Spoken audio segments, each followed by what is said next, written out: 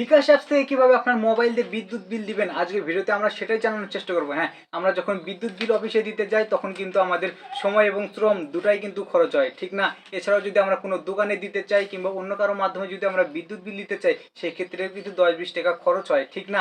আজকের পর থেকে কিন্তু আর খরচ হবে না, আপনার নিজের হাতে থাকা স্মার্টফোনের মাধ্যমে আপনি নিজেই কিন্তু বিকাশ অ্যাপসের মাধ্যমে বিদ্যুৎ বিল দিতে পারবেন। একদম সহজে কিভাবে আপনি এই বিদ্যুৎ বিল দিবেন আজকের ভিডিওতে আমরা সেটাই জানানোর চেষ্টা করবো। চলুন তাহলে ভিডিওটি শুরু করা যায়। বিদ্যুৎ বিল দেওয়ার জন্য সর্বপ্রথম আপনার যে বিদ্যুৎ বিলের যে কাগজটি রয়েছে সেটা অবশ্যই আপনার কাছে রাখবেন। এটা দিয়ে কিন্তু আপনার আসলে বিদ্যুৎ বিল দিতে হবে। এখানে আসলে এই অ্যাকাউন্ট নাম্বার রয়েছে সেটার মাধ্যমে কিন্তু আপনার বিদ্যুৎ বিল দিতে হবে। সো বিদ্যুৎ বিল দেওয়ার জন্য সর্বপ্রথম চলে যাবেন আপনার যে বিকাশ অ্যাপসে চলে যাবেন সরাসরি। আমি সরাসরি বিকাশ অ্যাপসে চলে যাচ্ছি। আমরা কিন্তু এখানে বিকাশ অ্যাপসটির ভিতরে প্রবেশ হয়ে গেলাম। এরপর আপনি কিন্তু এই যে এখানে দেখতে পাচ্ছেন পে বিল, এখানে কিন্তু আপনি যদি খুঁজে না পান একটু এই যে আরও দেখুন, এখানে ক্লিক করে আপনি দেখতে পারবেন। তো আপনি একটু নিচে দেখবেন যদি এখানে খুঁজে না পান। তো এই যে দেখতে পাচ্ছেন উপরে রয়েছে পে বিল, এই পে বিলের উপর আপনি ক্লিক করবেন। ক্লিক করার পর এই যে এখানে দেখতে পাচ্ছেন বিদ্যুৎ বিল, বিদ্যুৎ নামে এখানে কিন্তু বিদ্যুৎ, গ্যাস, পানি ইত্যাদি ইন্টারনেট সমস্ত কিছু রয়েছে। আমরা বিদ্যুৎ এখানে সিলেক্ট করে দেবো।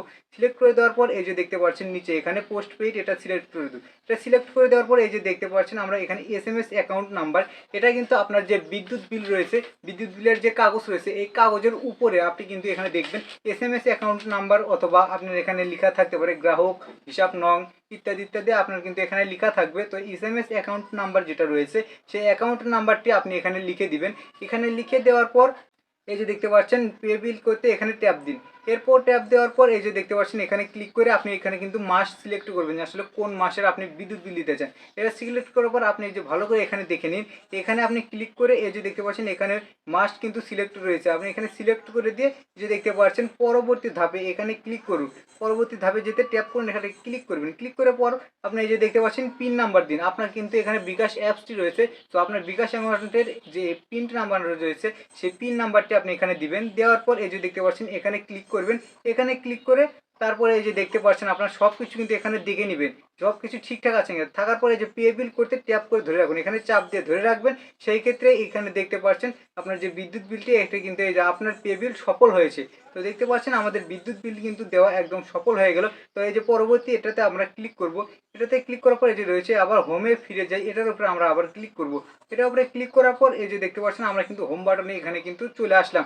তো দেখতে পাচ্ছেন একদম সহজেই কিন্তু আমরা বিদ্যুৎ বিল কিন্তু দিয়ে দিতে পারলাম। তো এখানে কিন্তু আপনার আর খরচ হলো না। সো আমাদের যখন আমরা অফিসে বিদ্যুৎ বিল দিতে যাই সেই ক্ষেত্রে আমাদের সময় এবং শ্রম, টাকা সব কিছুই কিন্তু একটু খরচ হয়। তো আমরা কিন্তু একদম 1 মিনিটেই কিন্তু আমরা ঘরে বসে আমাদের বিকাশ থেকে কিংবা নগদ থেকে কিংবা আমরা বিভিন্ন জায়গা থেকে আমরা দিতে কিন্তু আপনি আপনার ঘরে বসেই বিদ্যুৎ বিল কিন্তু দিয়ে দিতে পারেন। সো ভিডিওটি দেখে যদি আপনার ভালো লেগে থাকে সেক্ষেত্রে অবশ্যই আমাদের ভিডিওতে লাইক, কমেন্ট অ্যান্ড শেয়ার করবেন, এবং ইউটিউব থেকে দেখে থাকলে অবশ্যই চ্যানেলটিকে সাবস্ক্রাইব করবেন, এবং ফেসবুক থেকে দেখে থাকলে অবশ্যই ফলো করবেন, এবং সবসময় আমাদের ভিডিও দেখতে আমাদের সাথেই থাকুন। ধন্যবাদ সবাইকে।